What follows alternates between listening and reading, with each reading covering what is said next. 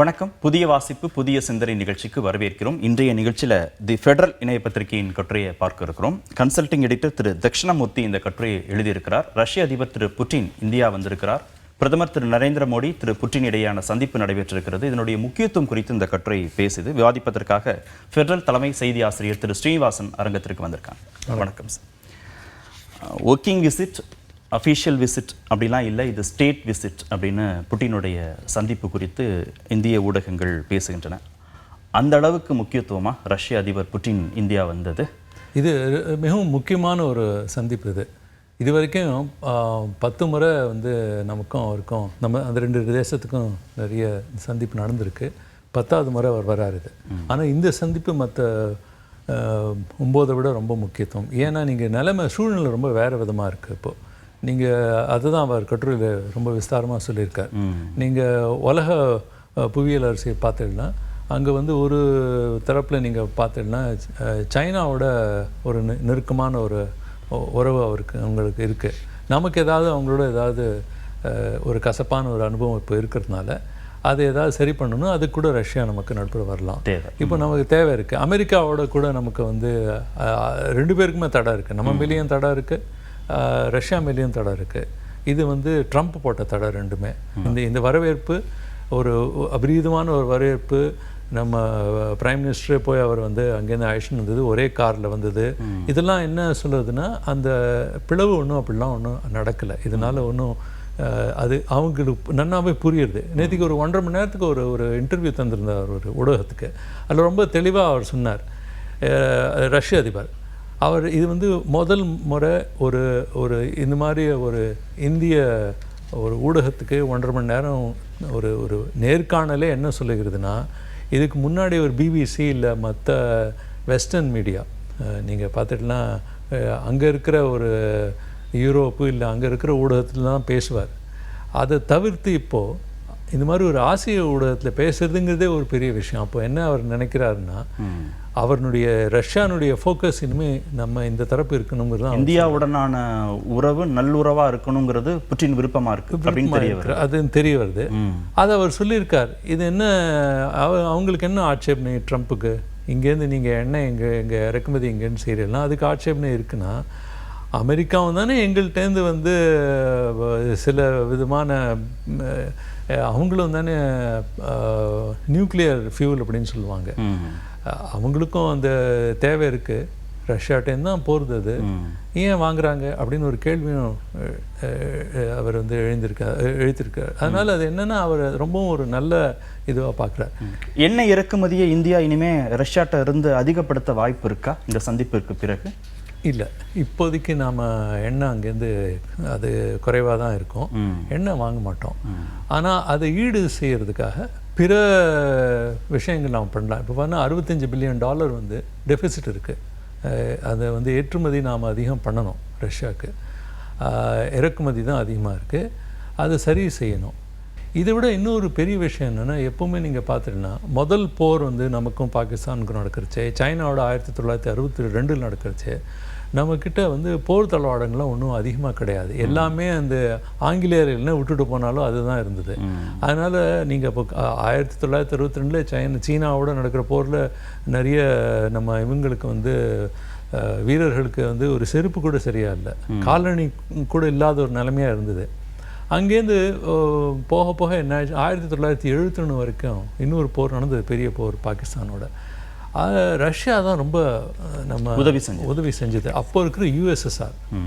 அதுக்கப்புறம் பிளவு நடந்த பிறகு அந்த எப்படி அந்த USSR எந்த மாதிரி நமக்கு ஒரு இணக்கமான ஒரு இது இருந்ததோ அதே ரஷ்யாவோடையும் இப்போ இருக்குது.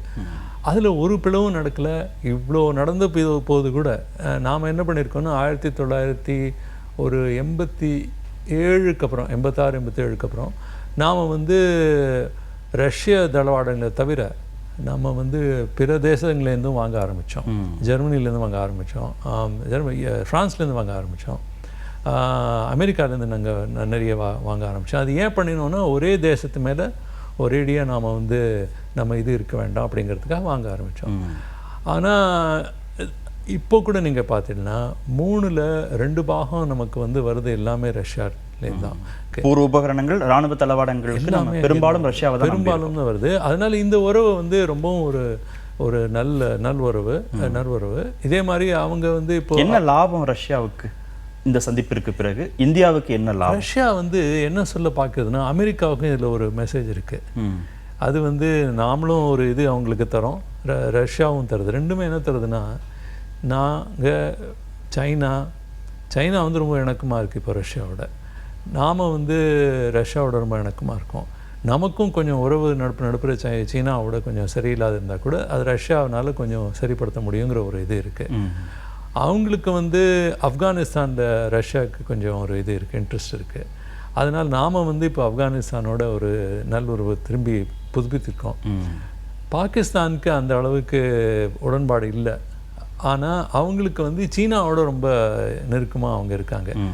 அந்த மாதிரி ஏதாவது ஒரு போர் நிலைமை நடந்ததுன்னா கூட நம்ம இந்தியாவுக்கும் பாகிஸ்தானுக்கும், அமெரிக்கா எப்போவுமே பாகிஸ்தான் தரப்பு தான் போகும். இப்போ அமெரிக்கா அதிருப்திங்கிற புள்ளியில் இவங்க எல்லாரும் ஒன்று சேர்றாங்க. அது வந்து ஆனால் அதுக்காக ரொம்பவும் ரெண்டு பேரும் வந்து நேற்றுக்கு புதினும் சொன்னார், நாங்கள் ரெண்டு பேரும் சேர்றதுங்கிறது இது மூன்றாவது தேசத்துக்கு விரோதமாக இல்லை, அவங்களுக்கு வந்து அதுக்காக இல்லை, அப்படி பார்க்கக்கூடாதுன்னு அப்படின்னு சொல்கிறார். அதுலேயும் அவங்க கொஞ்சம் கவனமாக இருக்காங்க.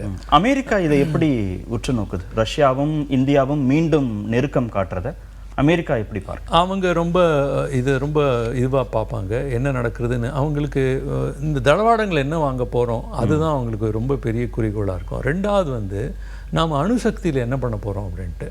ஏன்னா இப்போ நீங்கள் பார்த்தீங்கன்னா நம்ம தேசத்தில் 8 மெகாவாட் வந்து அணுசக்தியிலேருந்து நமக்கு வந்து மின்சாரம் கிடைக்கிறது. கூடங்குளத்துலேருந்து 4, அதில் 50% கூடங்குளத்துலேருந்து வருது. உங்களுக்கு தெரியும் நம்ம தமிழ்நாட்டில் தான் இருக்குது. அது வந்து ஒரு பெரிய ஒரு அணு உலை. அதே மாதிரியே பல நாங்கள் வந்து தர தயாராக இருக்கோம்னு ரஷ்யா சொல்லுது.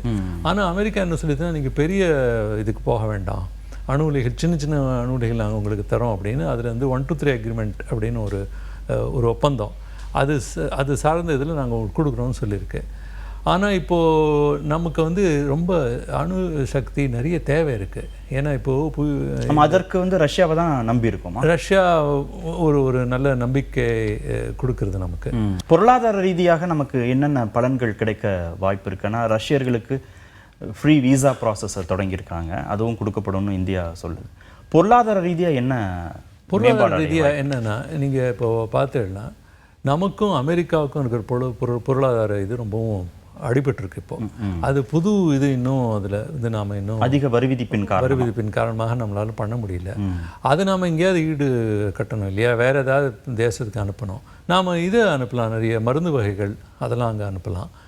புட்டின் நேற்றுக்கு ரொம்ப ஒரு முக்கியமான ஒரு விஷயத்தை பேசியிருக்காரு. அவர் என்ன சொல்கிறாருன்னா, நம்ம ஏஐலாம் இது பண்ணி பிரயோகத்தில் கொண்டு வந்து நிறைய ஒரு இந்த மருத்துவத்தில் நிறைய ஒரு இது கொண்டு வரலாம். ஏன்னா ரஷ்யாவுக்கு இந்திய மருந்து பொருட்கள் அதிக அளவு தேவை. ஆனால் மருத்துவத்தில் அவங்களுக்கு நிறைய இது இருக்குது, அதில் நிறைய அவங்க வந்து ரிசர்ச் அதெல்லாம் பண்ணியிருக்காங்க.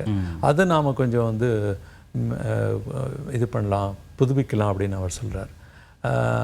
அந்த மாதிரி பல விஷயங்கள் நாம் சேர்ந்து கை கோர்த்தா அது நடக்கும். அப்படின்னு விவசாய பொருட்களுக்கும் பெருமளவு இந்தியாவை சார்ந்திருக்கா ரஷ்யா? நாம் வந்து சில வகையான பருப்புகள் அதெல்லாம் அங்கேருந்து வரவேற்றிருந்தோம். யுக்ரைன் ரொம்ப பெரிய இதுவாக இருந்திருக்கு இதுக்கு முன்னாடி, அங்கேருந்து நமக்கு வந்திருந்தது. ஆனால் இந்த போருக்கு பிறகு கொஞ்சம் நிலைமை மாறி போச்சு. அதனால் அவங்க என்ன சொல்கிறாங்கன்னா, நாம் இது இன்னும் எந்த மாதிரிலாம் இந்த ரிலேஷன்ஷிப்பை நம்ம உறவுகளை எப்படி வந்து மேம்படுத்தலான்னு பார்க்கலாங்கிறது தான் இப்போ வந்திருக்கார் அவர் பேசுகிறதுக்கு. அடுத்த விஷயம் என்னென்னா, இப்போது தொழில்நுட்பம் ரொம்பவும் பெருசாக போயிட்டுருக்கு. கம்யூனிகேஷன் எக்யூப்மெண்ட்ஸ் அப்படின்னு சொல்லுவாங்க, தொலைத்தொடர்பு சார்ந்த வெறும் தளவாடங்கள் வாங்கினா போகாது. அந்த தொலைத்தொடர்பு அது எப்படி எல்லாத்தையும் சேர்த்து ஒருங்கிணைத்து வளர்ச்சி சார்ந்தது. அதனால் அந்த விஷயம் ரொம்ப ஒரு முக்கியத்துவமான ஒரு விஷயம். அதெல்லாம் நாம் சரி செய்யணும் அப்படின்னு சொல்கிறாங்க. இந்த மாதிரி பல விஷயம் இந்த பேச்சுவார்த்தை நடந்துட்டுருக்கு. நன்றி சார், நிகழ்ச்சியில் பங்கேற்று நன்றி. புதிய வாசிப்பு புதிய சிந்தனை நிறைவு பெற்றது.